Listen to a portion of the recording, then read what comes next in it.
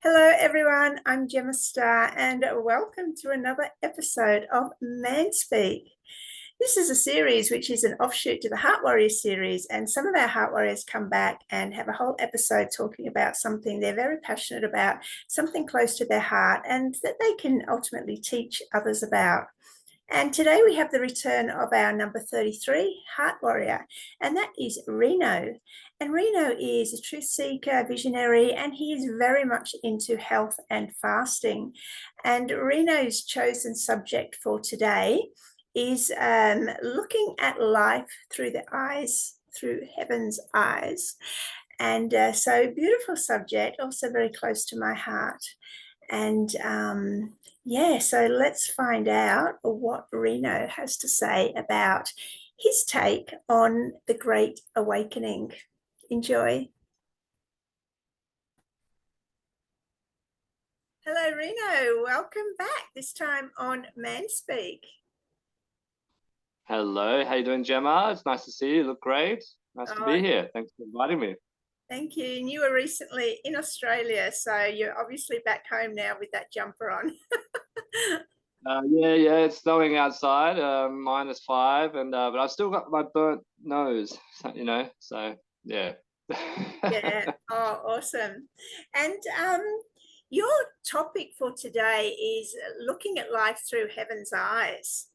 And how did you come up with that topic, and where's it going to take us? Oh, it's actually from the movie, from a beautiful song in The Prince of Egypt. I don't know if you remember it, where Moses is getting time away from after he's been through his great awakening, and figured out who he's not, the prince, the Prince of Egypt, and has escaped and is in the desert, but he's found his people, he's found his sort of space, and his father-in-law shared with him a song, if you don't think you're worthy, then, is the rock at the bottom of the hill the same value as the rock at the top, and we just need to see our life from that bird's eye view sometimes, especially when we're feeling down. Yeah, so I just thought we're all in that rat race, we're all plugged into this thing that we don't know where we're going, who we are, what's happening. And, it's probably for our own protection, on that side. So it is traumatic sometimes to see the bigger picture, but I'm sure with a bit more discussion and friendly faces along the way, that's the idea. We can get through it together to have a bit more, greater view. Yeah. Yeah, so good. As you said, we're all going through this together. So it's really good to get perspectives and then everything helps, doesn't it? So where would you like to start with this conversation? Well, I think it's always good to, I haven't really got a nailed on plan for it. I think it's whatever's relevant to us as individuals. And I think where we've started off just talking about conversation, I think that's the biggest stumbling block in a topic like this. And, I feel often for myself, just of coming through working and all kinds of different struggles in the matrix or in this world, just going on journeys and getting into nature has been the best, because I did the outdoor education thing for so long, and I just saw it with the children, and so that's what I've really taken on in my life. And so yeah, I think that's, but then in the discussion too, so I often talk about the difference between the masculine or the feminine, and I think the society being so dominantly masculine, I think we all have a job to do to get more in touch with our feminine side. And um, so it's very difficult to quantify that in a lot of ways, but I think it literally is that intuitive feeling. So if someone doesn't know what that means, then that means that they need to go and look for it harder, by definition. Um, so yeah, I guess we can start with just the stumbling blocks in conversation with ourselves and that kind of thing. Yeah, but Yeah. Have you experienced that in your family? Like when you try and talk about things, that there's a kind of glazing over or rolling back of the eyes into the head or that kind of thing? Oh, well, really I only really talk about my two sons, but yeah, depending on the subject, I sort of can get, there can be too much, but then, they are pretty awake. But yeah, it's just that middle ground of how much they want to listen to mum, sort of thing. And you've got to give them that freedom too to, discover it for themselves. I've sort of figured out that's people don't want to be told. There comes a time when they align with a certain truth, and then they come to that realization by themselves. Mm. Yeah, absolutely. And like a really good elder doesn't never says something directly. They always share something indirectly through an experience they had, or it's never comes as a you should do this. A really really wise elder, I feel they always find that balance really well.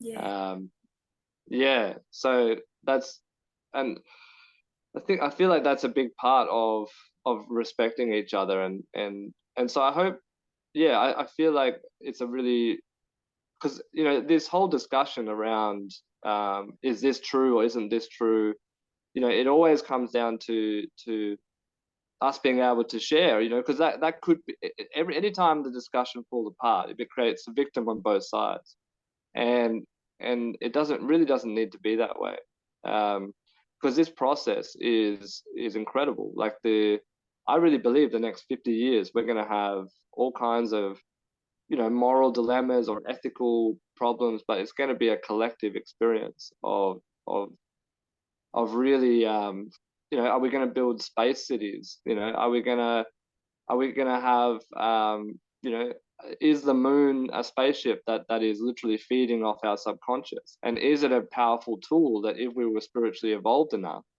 we could then use for our benefit? But I feel like there's always set up that until we're willing to have respectful, loving conversations with each other, we're not going to get to the next level. Those stumbling blocks is the work. It's the internal work, and then it's also with each other. And so I think there is an imperative on our relationships, on the fluidity, on the trust that we share with each other. I feel like that's really, literally going to be the gate key to our progression as a collective. Um, Yes. so So how do you start talking to someone who maybe isn't open to certain subjects? yeah, I mean, I think the ones that they are open to as it comes up, so if we're on a journey together and we're talking about money or we're talking about health, those are often the two biggest ones I find. Like money and health are the two most imperative. But then maybe they're not interested in that, and you kind of get the sense very quickly, and so okay, then let's shift to maybe artificial intelligence or something else. So we watch a movie together, and or just metaphysics, the concepts of the masculine and feminine within us. The we're just watching, like we watched The Princess Bride, for example. Do you know that movie? Like Inconceivable. It's this classic movie from I think it's from the 80s, and he has to go through these three challenges, and it's always the mind, the heart, and the bravery. It's always the three, kind of like the Wizard of Oz. Um, and then he gets to the princess, and there's all this sort of stuff, and so yeah, I think it's yeah, I think that it's kind of like the Esther story as well. The right person at the right time in the right way, giving the message. And sometimes that's not us, and but we can still be a catalyst for that in a group. Um, and that's the other thing. Like I just had a family reunion of for 2 weeks, and I think 2 weeks is always a really good time frame for people to get together. And I found that by sharing a really nice story or concept or idea, I think we were talking about the human design, for example. And my sister was like totally mortified that we called her a projector. which is one of the 4 million types. She was like, "You mean I'm projecting all of my stuff on everyone?" She totally ran with it, like just from one quick little thing without even, hearing what the actual text might mean. And I just remember going, oh, there's there's taking things personally, assuming what it meant, it's everything. It's all these sort of values, and I just shared that with someone else, like my brother, and then my brother went to my sister and said, "Hey, let's check this out," and he acted as a middleman.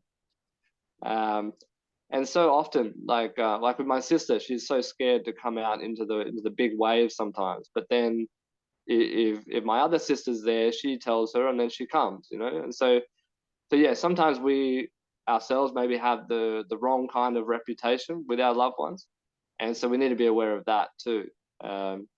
That it's not us sometimes. Yeah. It's like, to what extent is it our job to so-called wake other people up? I mean, at a certain point, there are some people that, I mean, do you trust that it's some people's journey not to awaken? And is that a reflection on us to, step back with our ego of maybe enforcing, our beliefs on other people? There's a fine line to tread there. How do you work that? Yeah. Yeah. There's definitely a fine line, because the more narrow our perspective is, the more that shifts, the future possibilities of the street that we walk down of life, And so, um, like I was watching the show 1899. I think it's on Netflix at the moment. It's basically the concept of a simulation, that life is a simulation. So, at the end, she wakes up and she's in this other reality with all these machines around her, into her brain, kind of like the Matrix. Yeah. But in the simulation, she realized that only her and a few other people were actually real people within the simulation. That all the rest were just computer programs. So I mean, there is that. It does feel like that sometimes. um, When you go to the supermarket, they're all walking around. Like, oh, how many of these are real? Yeah, totally. But again, is that just playing into the ego of things, or I don't know. It's just one of those things we have to, the humiliation and humility are always words that I find are very similar. So if I find I've pushed things too far and I'm getting some blowback and it's a humiliation moment for me, then I love that as an exercise in my humility, to rest in that point and go, oh, this is, okay, I overstepped and now I'm getting the reaction to that, and I need to really demonstrate a good discipline in my humility here, and it's better to have gone that far than to not have pushed it far enough, in some ways, because then you're getting the response from someone, and I think we're here to get a response off each other. It's like, hey, check this out, what do you think about this? We're meant to be, we're not just ships in a night passing each other. We're meant to care about each other, and we're meant to, as long as it's coming from that space where the other person, it's always in alignment of, I know that you're trying to do this for me, but it's not my thing at the right time, from someone else's, from the other perspective. As long as there's a culture of that, So, yeah. I've What always, about you? yeah, I've always felt that as we rise in frequency, we align with higher and higher levels of truth. So, you could talk black and blue to somebody, but if they're not at the frequency to receive that truth, for example, there's lots of different truths about the shape of the world or the realm of the planet Earth, and I think as we rise with frequency, we're more open to certain ideas and perceptions. And I just think that if someone's not ready to receive it, it's just like talking to a brick wall. There's nothing that we could say that will get them to open to that truth. So, I mean, for me personally, I just trust that everyone will align with their truth when they're ready for it. Yeah, absolutely. And I'm sure that there are, Knights Templar or beings that are facilitating the collective awakening with movies, TV shows, stories. It's obvious that that's happening. and that's a really good tipping point to get across, I think. Um, and then so we don't really have to, there's no the only imperative is that the people directly around us, the ones that we have, a choice of who to spend time with, that we can find enough of those people to, that we have in our quality of life, enough of a back and forth so that we can continue to evolve and progress in our understanding, that we're not just sort of a bubble within ourselves. And that's what the technology has been so beneficial for. I feel like the level of shows and interest in some of the stuff that is going on, like on Telegram or on YouTube even, like it's really it's incredible what we're living through. It's really great. Yeah. So yeah, it's inevitable. And I think Yeah. the same thing happens with our diet. As we rise in frequency and we're aligning with healthier and healthier food choices and lifestyle changes, that ultimately get us in a cleaner, purer physical body. And I mean, you're right into health and physicality, food and fasting and all that. So how important is, getting your physical body in shape as to the ascension process? Yeah. Well, for people who don't know, I facilitate a forum on healing as a feeling on Telegram, and we do a weekly sort of discussion. And I've done lots of fasting and multiple week long water fasts and things like this, and I always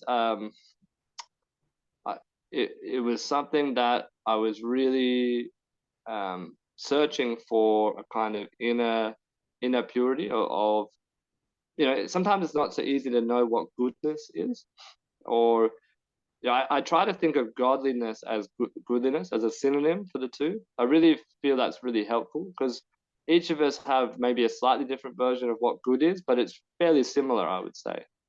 And so um, I felt like there was something really wrong with eating meat, or with eating all the time, or just the culture around processed food and that kind of thing.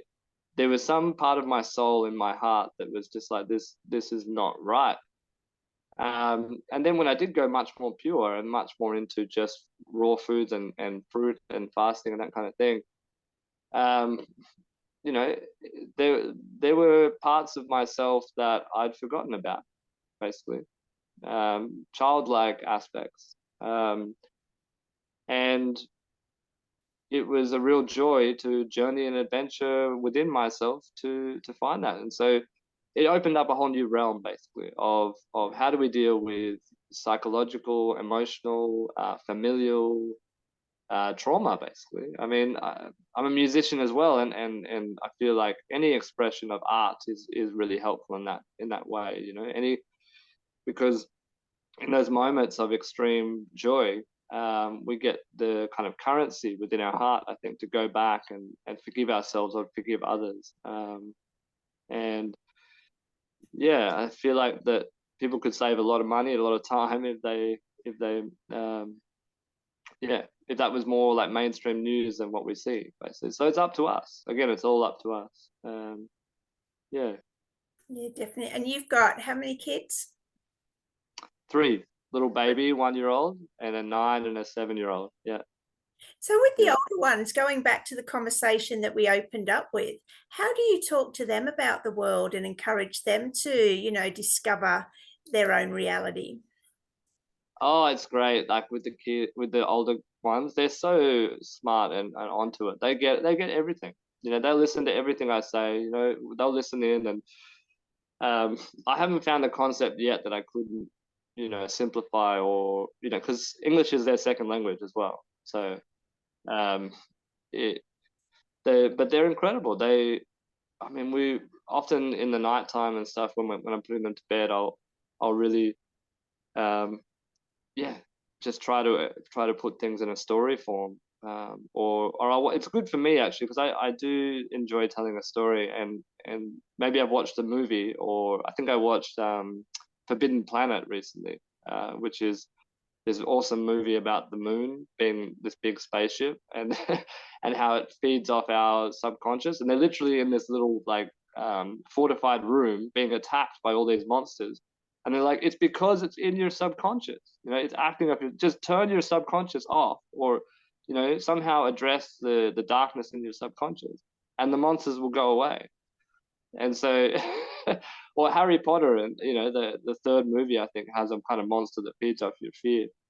And but yeah, like with the kids, it's I think that's our role as parents, especially in that age group of the kind of like 6 to 12 age group, to really build up their repertoire of I guess wisdom, or through story. Yeah, yeah. How, I think that's massive. Yeah. how does that work when they then go to school and maybe they're taught that the earth is a spinning globe, for example, and you might have given them another possibility? How does that work Oh, for them? oh yeah. Well, with food, the food thing is a big one for them. They, yeah, they, they're pretty smart. I mean, I trust in them, and you have no choice as a parent to trust in them. And I always just frame it as like, this is what I think, or this is what some people think, but this is what the mainstream thinks, and there's multiple views, and um, I mean, with the Earth being flat thing, I mean, I always equate that to the simulation theory. For me, they go hand in hand. It's not just it's flat and that's it. There's much more to it beyond that, and then it's a very biblical discussion, and that's really awesome. Because they want to know, they're searching for the truth too of different things, and they want to know how to heal themselves when they're unhealthy. And I had it recently where they both were sick, and they fasted, both of them, for 2 days on water. It's a 7-year-old and a 9-year-old, and they did it for 2 whole days, and they had the flu or something, and they both healed up really, really, really well, and continued to eat again. So yeah, sometimes their mum can get involved and make things a little bit more complicated for them, maybe. But I try to really just it's a good challenge for me in my communication, and yeah, respect ultimately. Yeah.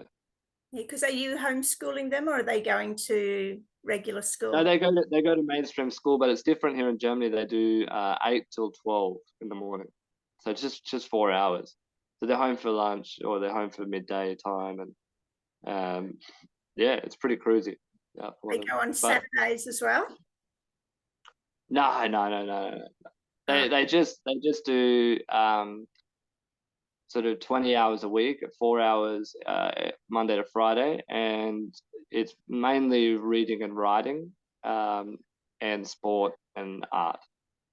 So, and maths. So I think in you know I think it's actually helpful to have, I've had a look at the school and that kind of thing. Like, it wouldn't be my um I have spent a lot of time around homeschool kids. I have a lot of friends who've done it, and they have teenagers who can't read as well as my son can, who's only 9, and he's never learnt English, in the school.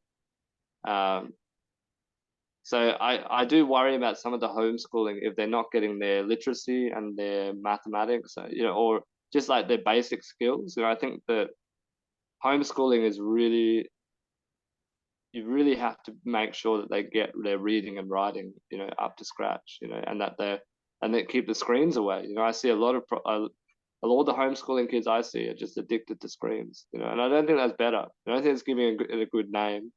Um, so like, I specialized in the sort of 10 to 15-year-old age group, and so when my kids are a little bit older, yeah, I'll be taking them on trips, but it is hard in Germany with the school system. It's very, very, they have what's called a school Pflicht, which is very, very strict, that they cannot miss, days of or weeks of school.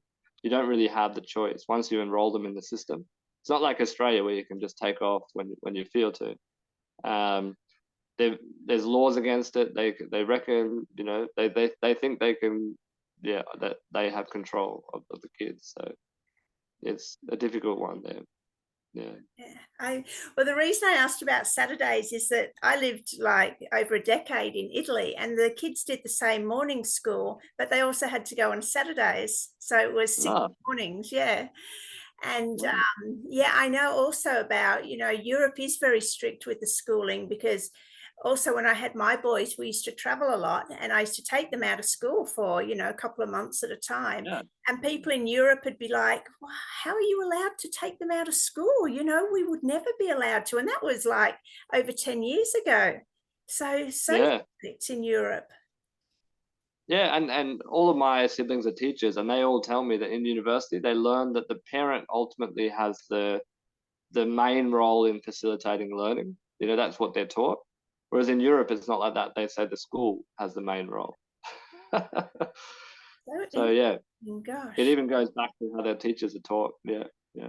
And what are you anticipating doing with them, as you said, when they're older and you can take them out into nature and start teaching them stuff? What are your ideas around that?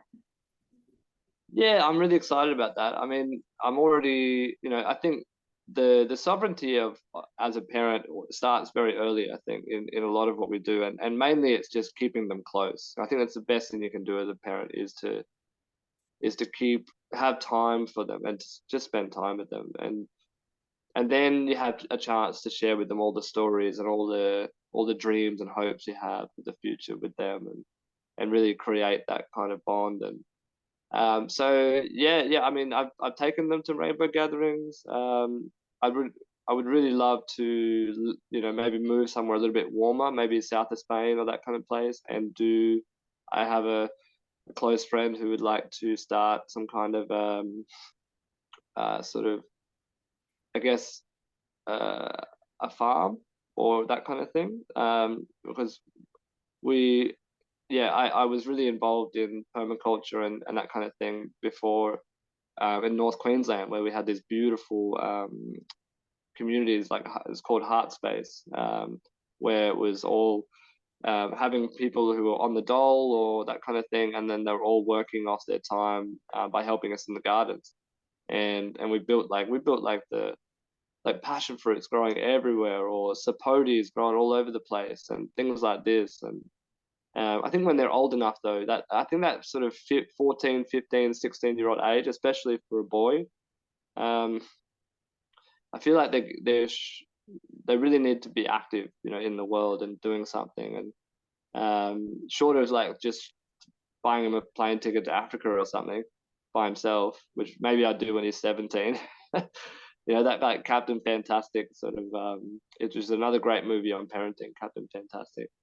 Um, Definitely a white hat production there because they really demonstrate the difference. If you ask a child a question and you know they come at you with you know I don't know or the standard response without giving you some kind of a long form response that's clearly, you know, authentic to an individual, you know, that's having an opinion, you know. And they really hammer home that point in that movie and make it kind of like this ridiculous modern version of a kid that's addicted to screens and doesn't have an opinion about anything versus this other big family that really does.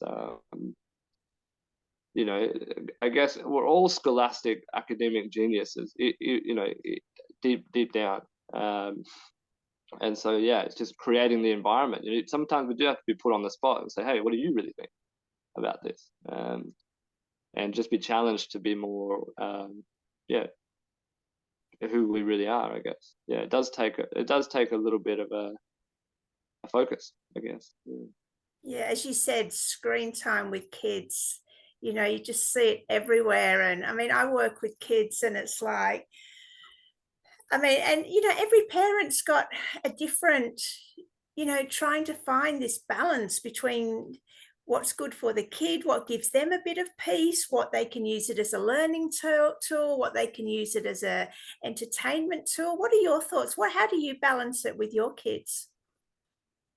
Yeah, I mean it's not bad. I give them half an hour a day if they want it, which most days we don't use that. So in the afternoons. I have them every afternoon. They get home from school. We have some fruit together, and then I play them a game at something, or we hang out with the baby. But then it's up to them from there what they want to do. And often they'll call a friend and they'll just go play with friends. So there's no need for screen time. But say the baby's being difficult, no friends available, on the odd day here or there. Oh, go upstairs and watch a show or two. But I'll always come and get them. There's no stopping queue in some of the stuff on YouTube or Netflix or whatever. It just goes on and on forever if you just left them there for hours. So you got to remember, like, oh yeah, get the kids off the screen. It's crazy how they've got it, isn't it? It's like, yeah, literally it can go on for hours, as you said. Yeah. Wow. How do you navigating this great awakening and seeing it through heaven's eyes? How do you deal with things like attachments and expectations? Yeah, I love challenging expectations, and because it's so pervasive. That little whenever we hit disappointments, it's one of the great things about the rainbow gathering communities, which for people who don't know, are these kind of secret maybe gatherings between can be 100, can be 5,000 people, but it's basically just a place in nature where next to a river or a stream, people come together and camp and sing, and it's all free, and doesn't cost anything, and so there are workshops there and that kind of thing, and it's a real anti-technology. So all the cars and all the phones are left out at the car park, and everyone's treated as brother or sister, and it's all about all religions, all colors, all lights, and just human beings, like in a zoo. If you went to the zoo and there was a sign there with like, where do people live, kind of thing, it's like, here. Like La Bella Verte movie, if people know that, the Italian one that was kind of taken off this movement. And so through that, it taught me a lot about expectations, and I think I feel it's something that we need to. It's always a good push to. I'm very spontaneous, and it's a really important push to get out of the lock and grind of a routine, and then we allow space for the spontaneity. Because a lot of us don't. Once you're locked into a routine, you don't get you don't get the good parts of the expectations, like the joys or the unbelievable kind of moments that happen just purely from, like a snowflake. The uniqueness of who you are, who I am, and then the combination of that in this one time, in this one moment, like a rainbow in the sky that's just there and then it's gone. And there's so much beauty in that. So I think we're always challenged on our expectations, all of us, and we should all look at that really closely. And most of what we want, or what we think is super important, in terms of ambition, could be very easily swept away if we just could be more present with what is. And so I really I try not to be expectant, basically. But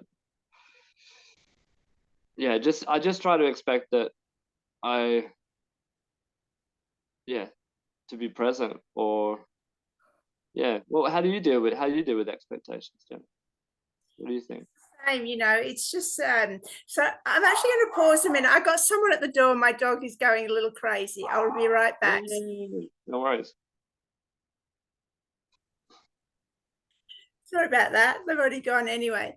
So how do I deal with expectations? Yeah, I always try and remember that what's that saying, that expectations lead to disappointments, right? And always, we're always so often so focused on how things should be. It's just a real awareness around, letting go of that rigidity and just allowing flow. And it's always a test, isn't it, to faith and to understanding that if we've been doing our inner work, we can only align with, better and better outcomes. So yeah, I just think it always comes back to awareness. Of course, the human journey is, we do have expectations, and another one is attachments. But you mean a few years ago, I didn't even understand the concept of those. So, it's just really doing the inner work and being aware of it. And when we are in emotional turmoil, to reflect and say, well, did I have an expectation around that? And is that what's brought me emotional turmoil? And then unraveling from there. So, yeah, just So nice. awareness. Yeah, yeah. I love that when I'm in conflict with someone, or they're in conflict with me, or I'm a third party, and just seeing how once we talk about the conflict, whatever happened, and we go back in time, it's like maybe one of us or all of us had this deep down expectation of what needed to be done.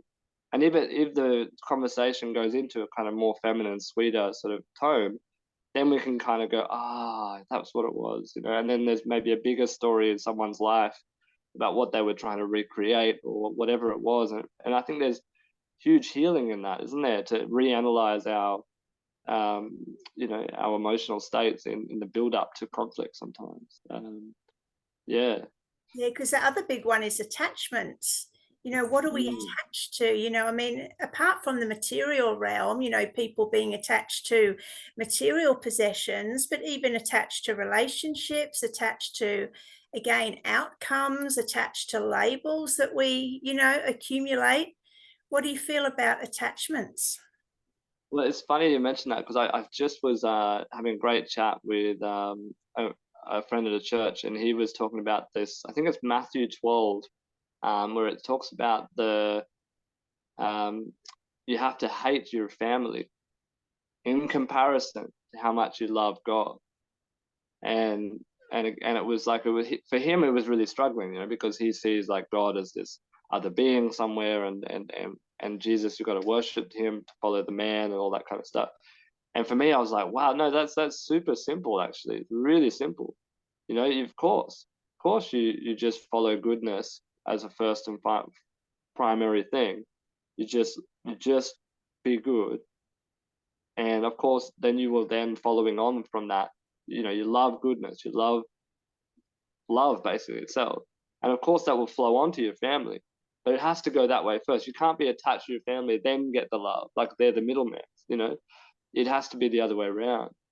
And yeah, I really dig that. I really dig that perspective. Yeah. Yeah.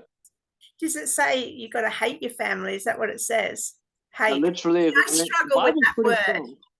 That No, word. it really uses that word. Really uses that word, and there's a lot of discussion in the translations of it. Maybe I think there's some Hebrew people that say, "Oh, hate's a bit strong," and rabbis and things like that say it's more like prioritize, or.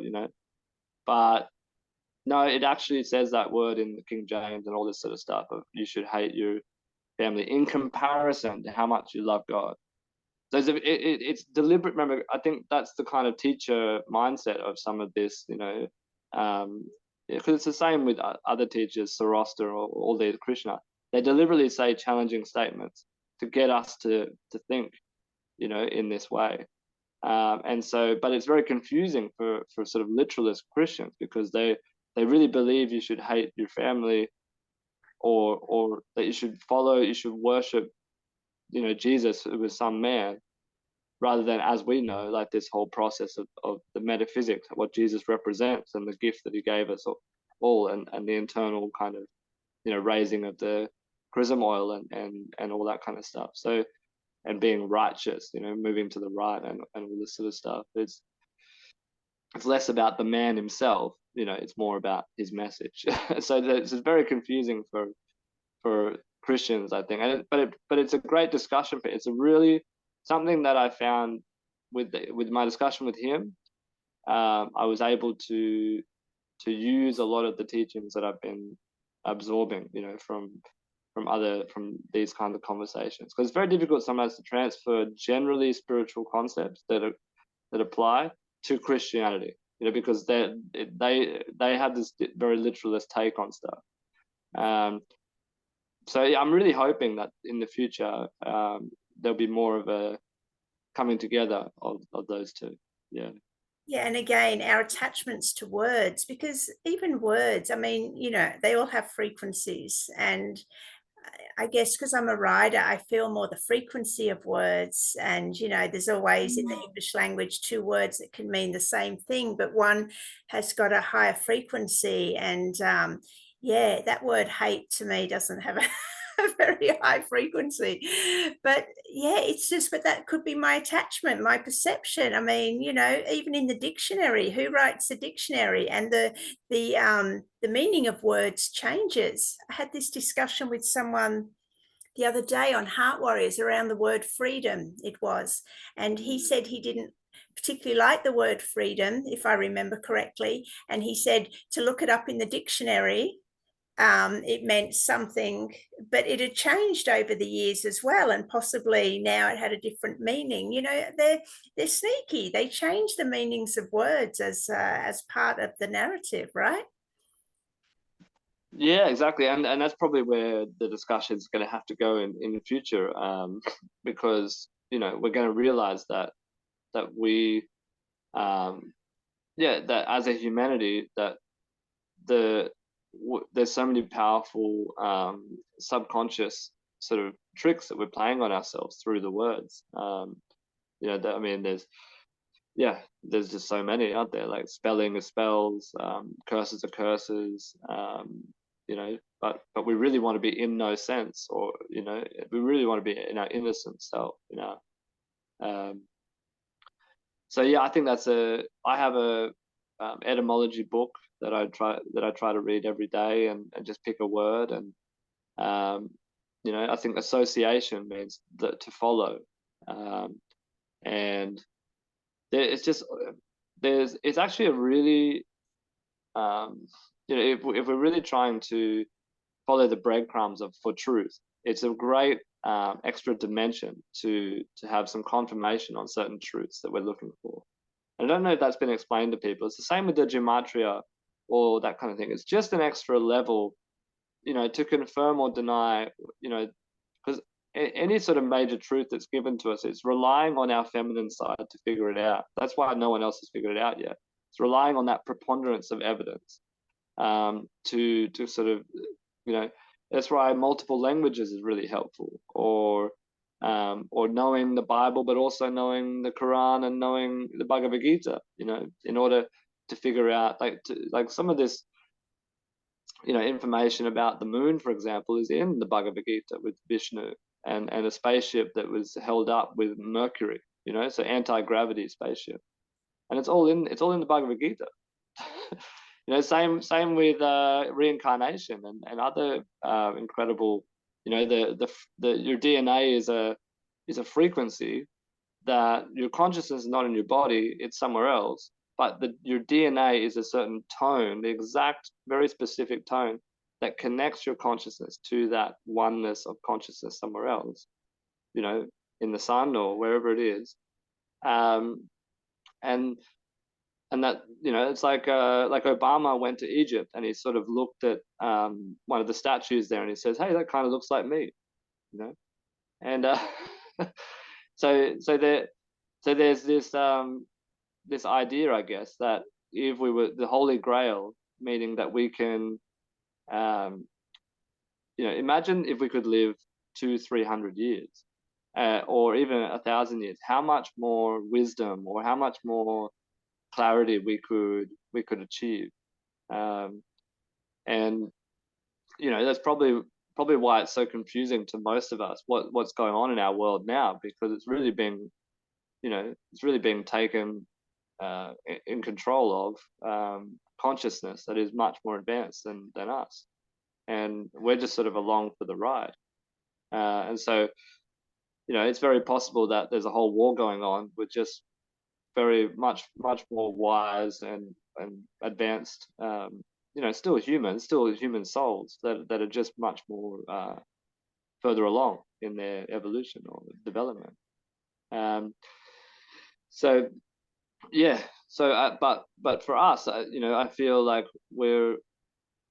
it is this beautiful time where technology is coming up to this glass ceiling, and our consciousness as well. We're banging our heads against the glass ceiling constantly. And is it going to be the health system that crumbles first? Is it going to be the financial system? Is it going to be the AI that comes in? Chat GTP, if you haven't heard about that, it's really interesting. But what happened in Charlie and the Chocolate Factory? It was Charlie, the virtuous one, that made it through. And so we each have that shield of virtue and the sword of truth. And it's a really common theme that the best way to protect ourselves spiritually and to ensure collectively that we're going to a good place is always going to be just more virtuous focus and intention. Yeah.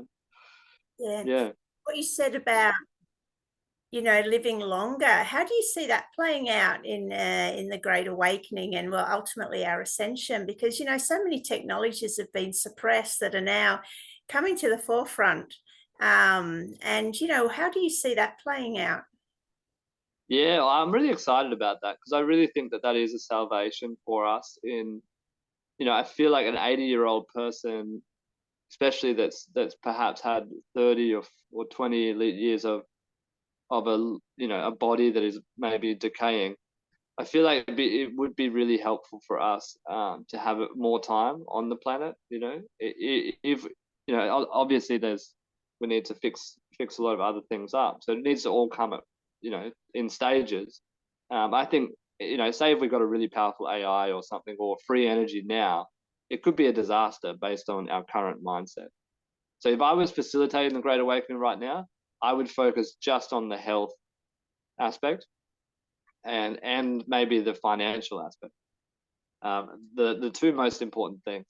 And I would get rid of the global banking mafia sort of thing, create a system of fair transactions, and then also allow for some kind of a spiritual meditation based, frequency based healing system that would allow people to heal themselves in some kind of 0-point scalar wave energy that would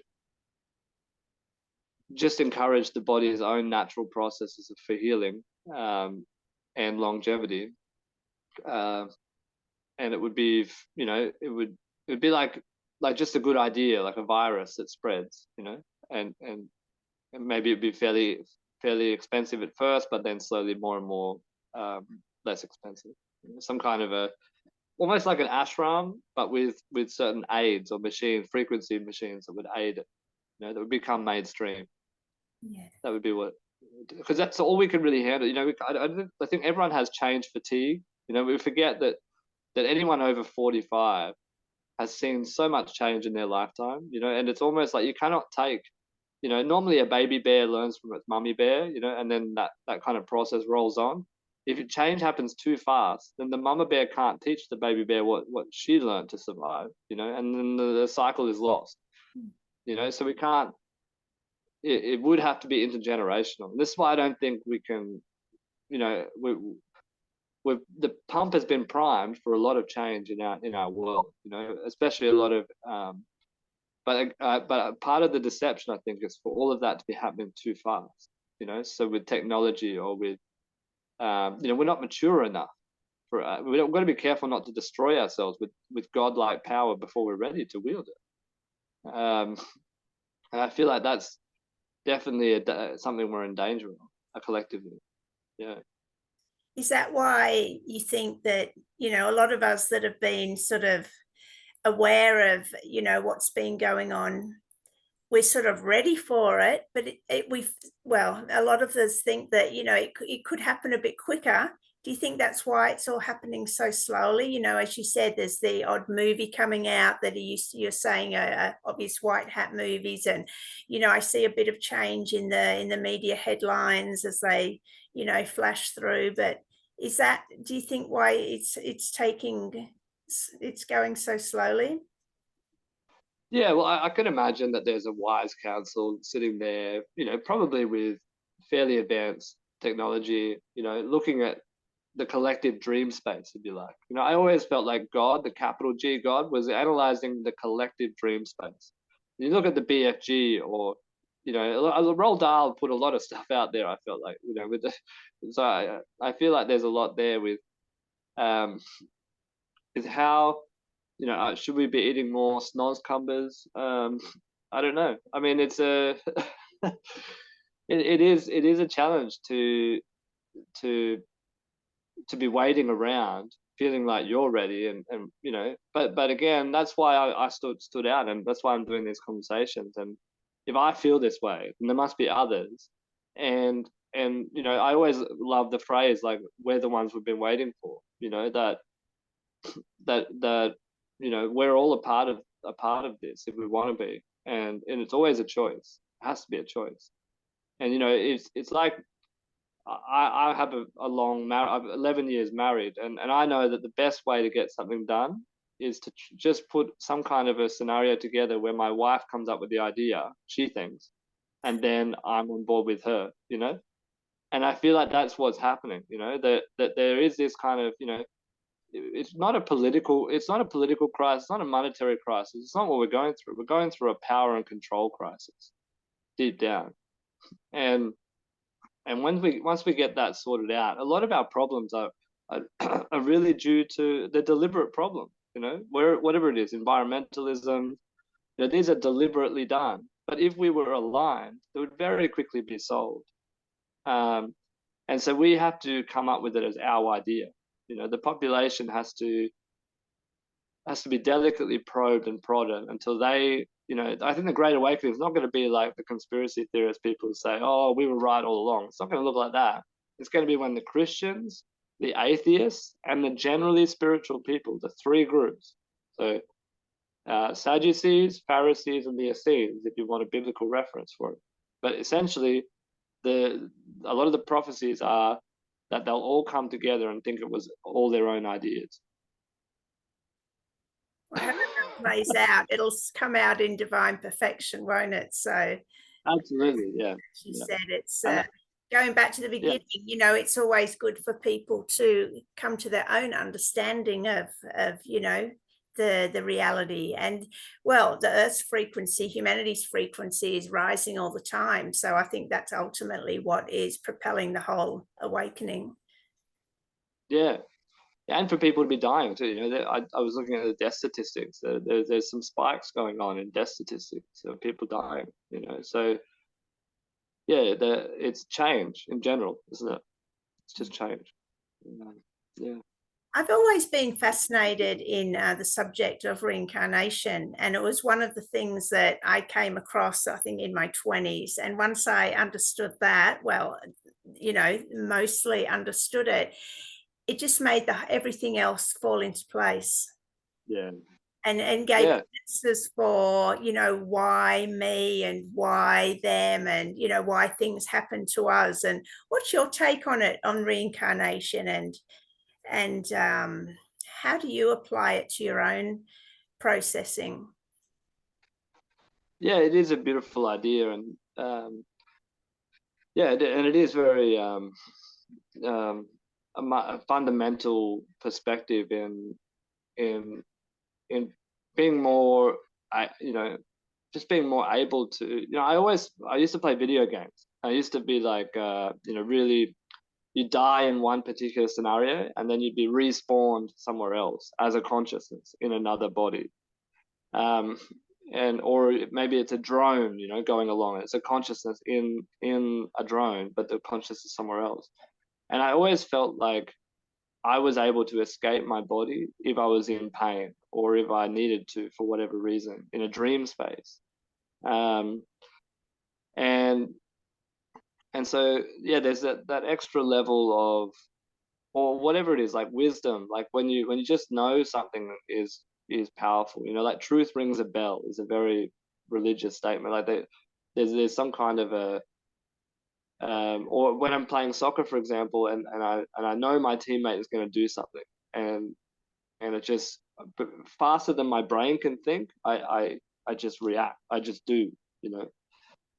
So yeah, I think that reincarnation is. I think we do have access to incredible truths. You know, I think it means that we don't have to go searching anywhere else for answers. That we have this whole series of past lives to unpack, and yeah, there's a lot of work. A lot of us have a lot of soul searching to do. You know, it's quite a powerful.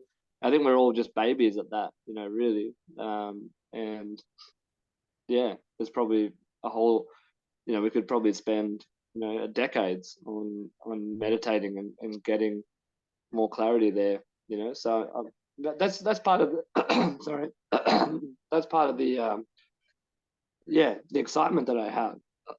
Sorry, for the future is that whatever it is, maybe it's spending time in the garden and getting and having earbuds in and listening to a godlike being telling us about the nature, and then literally learning all of the little names for everything and the details and how it all really works, on a much more detailed basis.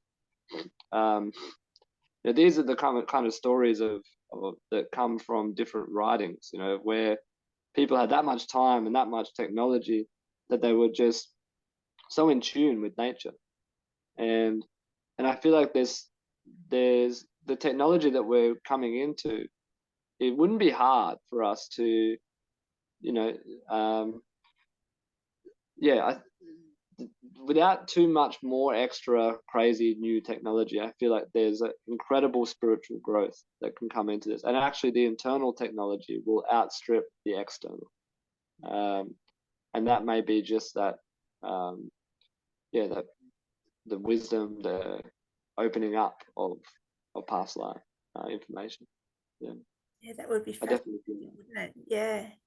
Like, do you think, for example, you and your wife, do you think that you've lived many years together, that you had a soul contract to meet in this life and, you know, like get lessons, like learn lessons or redeem maybe things that you could have done better in the past? What's your take on that? Well, I think it's a really helpful idea to have, even if you're just going by faith on how that may work. I think just in the practicality of that, before you even have to decide is that real or isn't real, just as a pure, more beautiful way to live your life.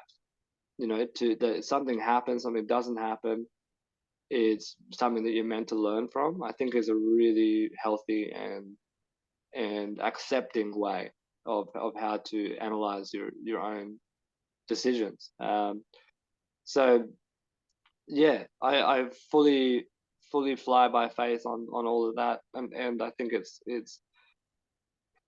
yeah, there was, just between my partner and I, it was incredible how guided and we met at the Rainbow Gathering in Tasmania, and we had a whole 3 or 4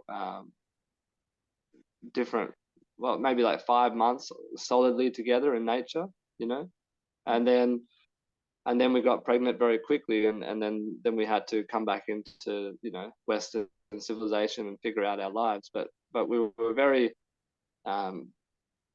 we were very much in tune with nature when we got together, and so it was incredibly meant to be, for sure.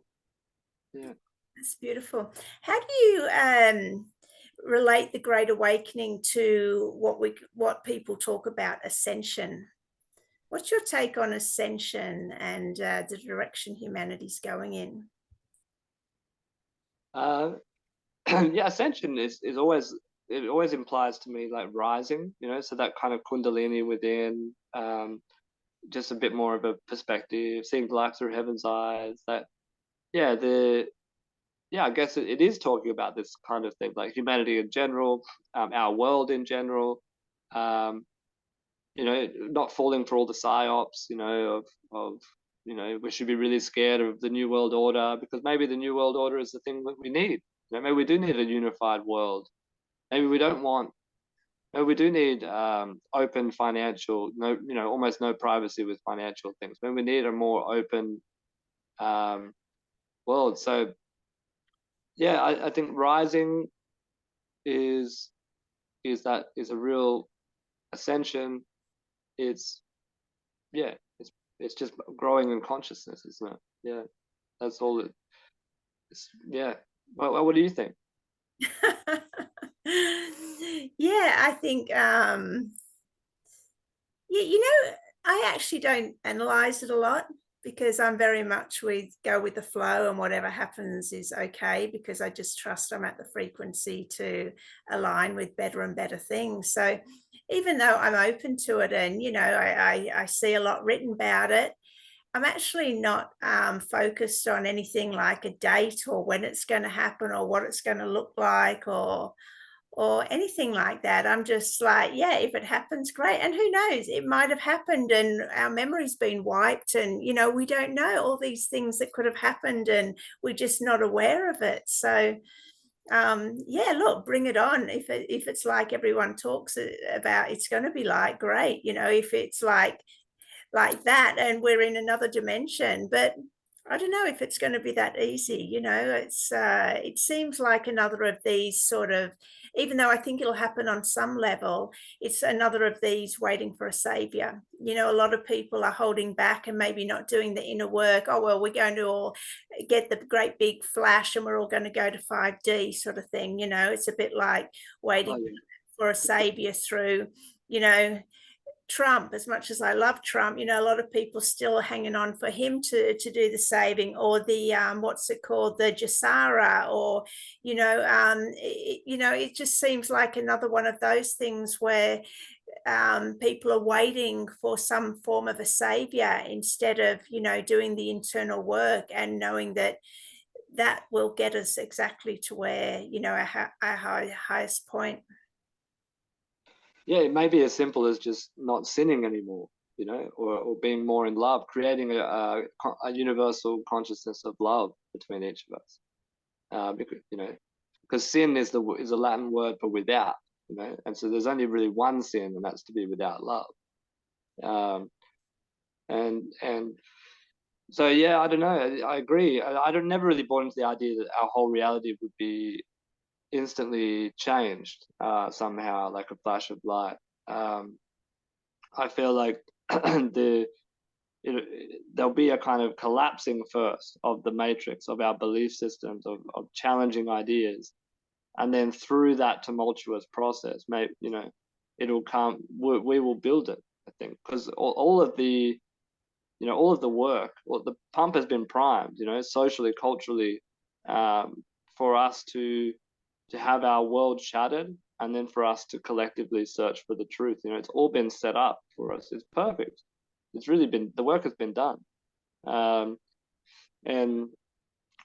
so whatever it is, it's going to be brilliant. I mean, I watched the Hunger Games recently, and where Katniss is there, and she's like, she's not sure who to trust, and people seem to be like really helping her out, but they're not really telling her why they're helping her out, and she's kind of bewildered, and then she turns on one of them, and he's like, hey, remember who the real enemy is, and he's like, points up. and and then she does finally get out of the paradigm, and then she's there in front of the one who put her in that position, the gamesman, and he says that for the same result, I would do it again, So I think there's a clear message there that we're meant to be here doing it. And then she has the opportunity to kill the bad guy, and instead of killing the bad guy, she kills the revolution leader, So it's there was a really powerful message in that for me of yes, we're engaged in this kind of strange reality, and it is a war, it is a fight in some ways, and yeah, we're just going to have to keep vigilant, keep keep analyzing the situation and being ready for the next challenge. I think we're really being given breadcrumbs and facilitated this incredible puzzle piece to put together, and we're going to need to rely on each other. We're going to need to talk to each other, and that's going to be across families and with people of more like mind that we can find. Yeah, that's good. Fun.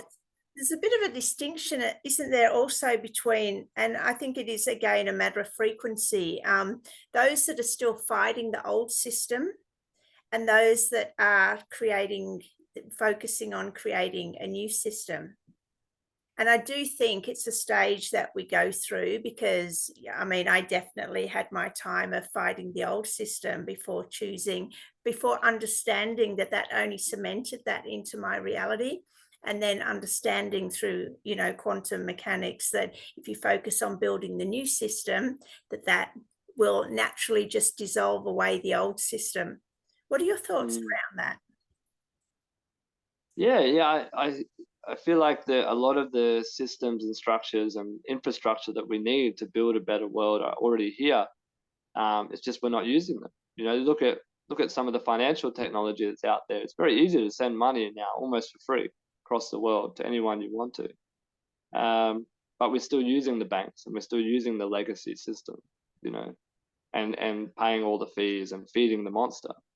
So it's the same with food. We could be growing our own food, or we could be like I met a really rich friend the other day, and if he, we were talking about what could he do with his money, for the betterment of everyone. And there was nothing actually that just money in and of itself could really do. It was much more, just getting the word out. Maybe a little bit of money would help, but large amount of money would, I mean, I often think yeah, it is something that we, it's more just a mindset, it's just a perception. The return of Christ is just that within us, I believe, and within all of us. And so maybe when, because so it's going to be beautiful, I think, the way, because I do believe there are two mafias. There's the benevolent mafia, and then there's the dark mafia. And in the end, if you wanted to go there, they're probably the same thing, deep down as well. But as we go forward, I feel like they're, as much as we need to be doing it ourselves, they're gonna continue to test us. And so I think we are given the tools that we need when we need it. And so it is very easy to just be in faith. I don't think they're going to leave us in a lurch. And so, but when I look at my life currently, right now, am I just being, the future of what I want to see in the world? Maybe not. I could definitely do more. I could be more convincing to my family to move somewhere warmer and to set up more gardens. And I have a couple of friends who'd be great, who would totally follow me, and I know I could be very persuasive and set up a social cultural revolution in the forest, setting up, having a food forest, and but for some reason I'm not. It's very difficult to get my wife out of where she's at, and at the same time, it's lack the money or the funds to just do it on someone's land. But at the same time, we could probably find someone who has land who would be happy to share it. There's always a way around it. You know what I'm saying? Like there's always that thing, that what is it that's really stopping me? If I'm honest with myself, if I'm challenging myself, if I'm pushing that highest ideal onto myself first, that's the kind of thing that that I wish. But at the same time, I wish that the mindset was better collectively for that. That I could, because I would have to do that without my kids, for example. They would have to go to school in Germany. My wife wouldn't follow me. I would get a lot of it wouldn't be supported by their consciousness. So that's more. We're not free until we're all free. and that's in our mindsets. And so yeah, I really believe though that when the matrix collapses, it'll be in that kind of way. Yeah. See, I always think with manifestation, you focus on the end result and you leave it up to the universe with putting how you're going to get there, because it'll often manifest in ways that we hadn't even considered, that the pieces fall into place. And sometimes, like, if you were manifesting that for a sense of freedom, you might manifest freedom, but it might look in a different way as well. It's I think sometimes our mind can get too focused on how we've been taught to plan everything out, instead of allowing the energy of manifestation to do its thing. Well, that's what I found at the Rainbow Gatherings. When everyone is in that frequency and doing that, then it works. Then everything works great. Once we're in those sort of smaller groups, of people, small groups connected to the earth, and connected to, I think there's a feedback loop between plants and the ground. I do really believe in that by wearing shoes, by being in houses and that kind of thing. Even with our food, maybe there's some kind of connection when food grows, if it's grown locally to where people eat it. There's a kind of feedback loop there. And these are all kind of more Anastasia ideas, if people know those kinds of books. And yeah, that's really almost like a hobbit land. Yeah, that's what I would want to. That's what I would. Well, that's what I should be doing. I'd say I would be doing, but I should be doing that. But at the same time, I find myself, attached to the consciousness of my community here, because of my love for the kids. But at the same time, if I have to hate my family and love God, maybe that's going to come to a head at some point. So these are that is what we're called to do sometimes. And so if I get enough people, prodding me in the right direction, or enough of my own impetus here and there, yeah, I hope I'm brave enough, to do what I'm called to do when I'm called to do it. If I really feel it. That is the internal sort of mullings over that we have to sort of be guided by. Yeah, we have to let people down sometimes in order to follow goodness, what we're here to do, what we should be doing.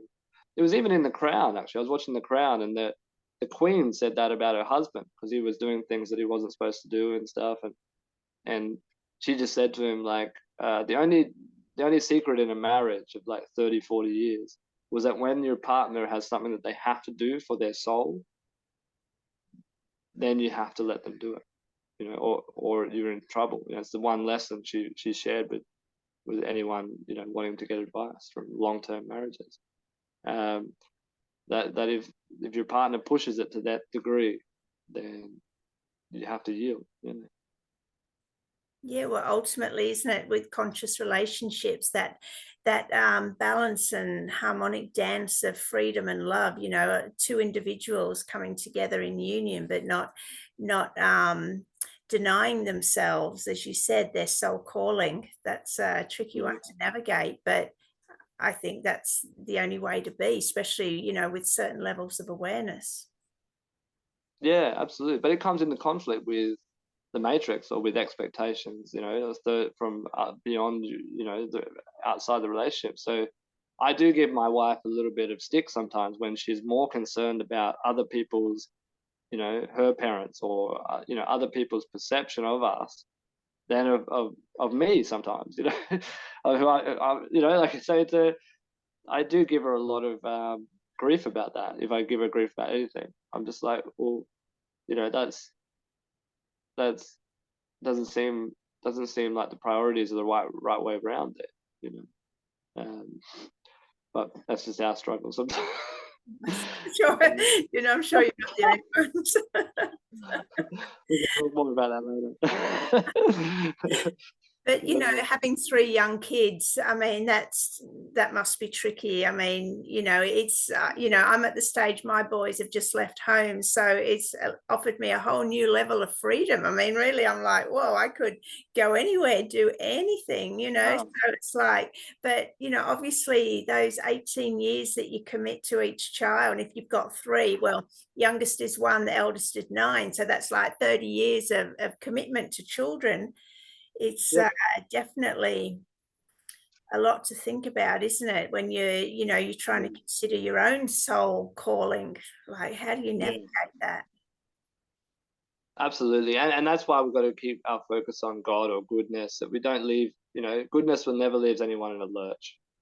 Goodness never deceives someone. Goodness will never lie or be narcissistic.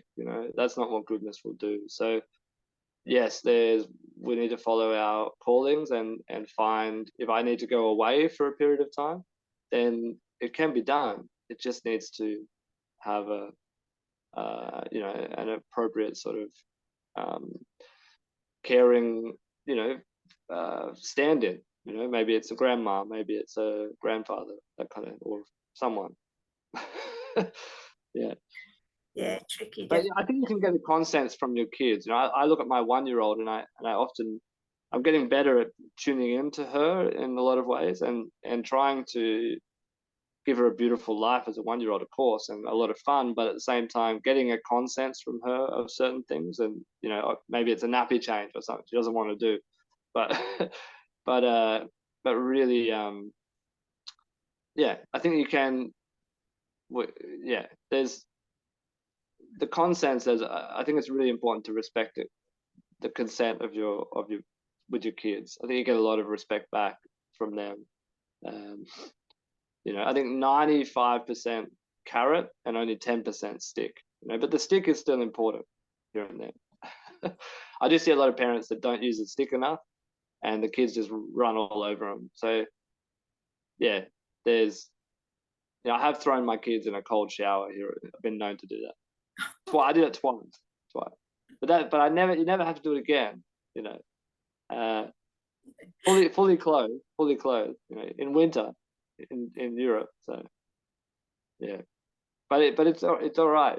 They're really, my kids are really great kids, and they can handle. They're built to live in the struggle of darkness and light. They're robust. They are, and I really, that's why we want to do it, right? We want to be parents so that we can have better perspective on our own parenting and our own sort of destiny. That was it shaped by nurture or was it shaped by our nature? And I'm learning that okay, some of it's most of it's my nature, and I control my destiny. I control my future through who I am, and yeah, and if there was some things that went wrong with my nurture and that kind of thing, it's up to me to find ways to come around that through joy. Yeah. And getting back to that, the reincarnation discussion, do we choose our parents? Well, well, my dad died when I was very young, as we talked about last time, and I do feel that was really, really a powerful. I would love to believe that. I don't know either way. Who knows? We can't know.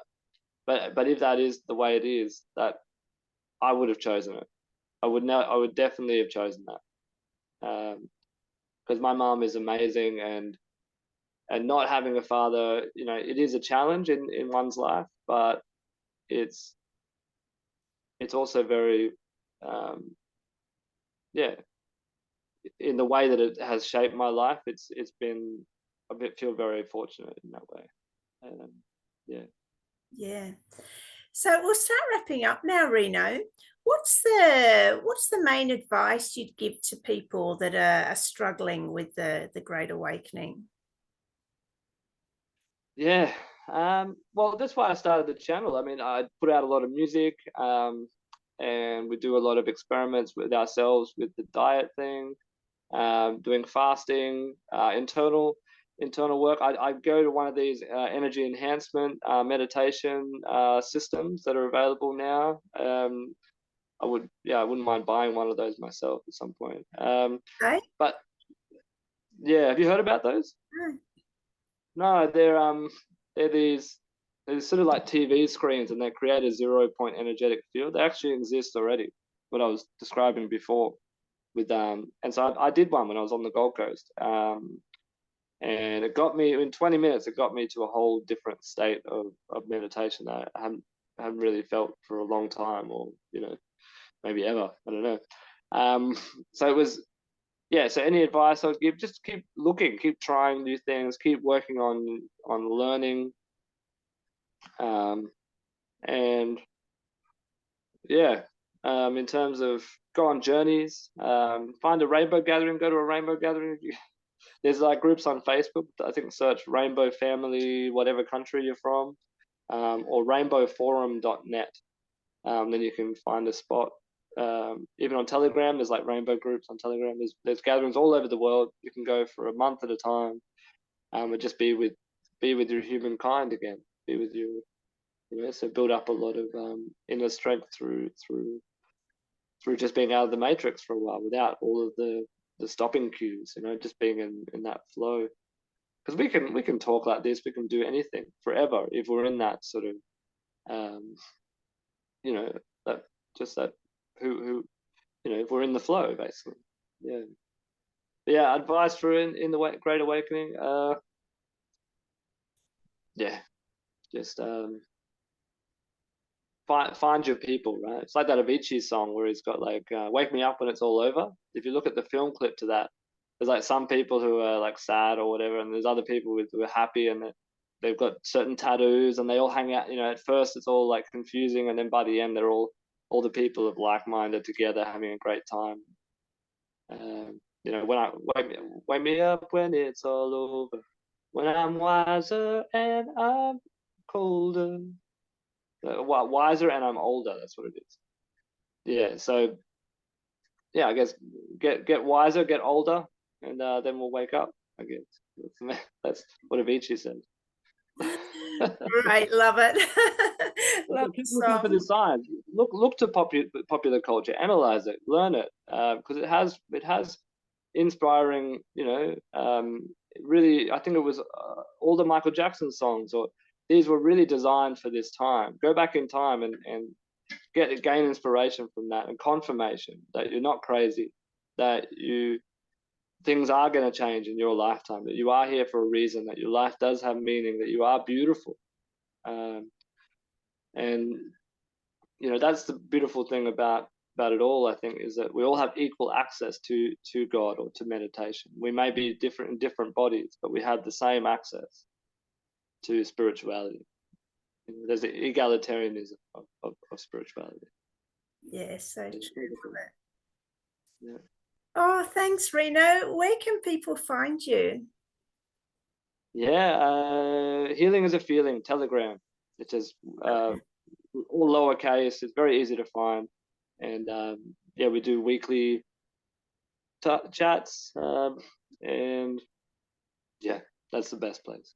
Yeah. Yeah, they're always great. So good. All right. Thank you, Reknow. That's been a great talk. We've covered a lot of things. So really good. Thank you very much. Thanks, Gemma. No worries. And yeah, it's everything's connected, right? That's the feminine side of the brain, right? The male brain is everything's in its box, and we like the nothing box and all that kind of stuff. But in our feminine side, it's everything's connected, and so that's what we need.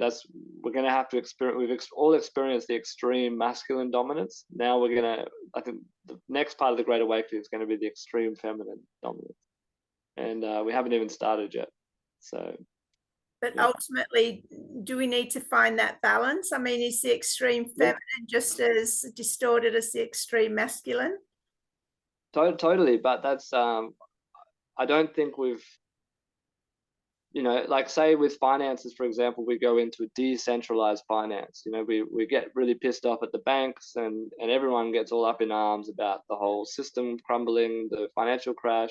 We go into decentralized finance, and we realize that, hey, we don't have the same services that are really advantageous from a centralized system.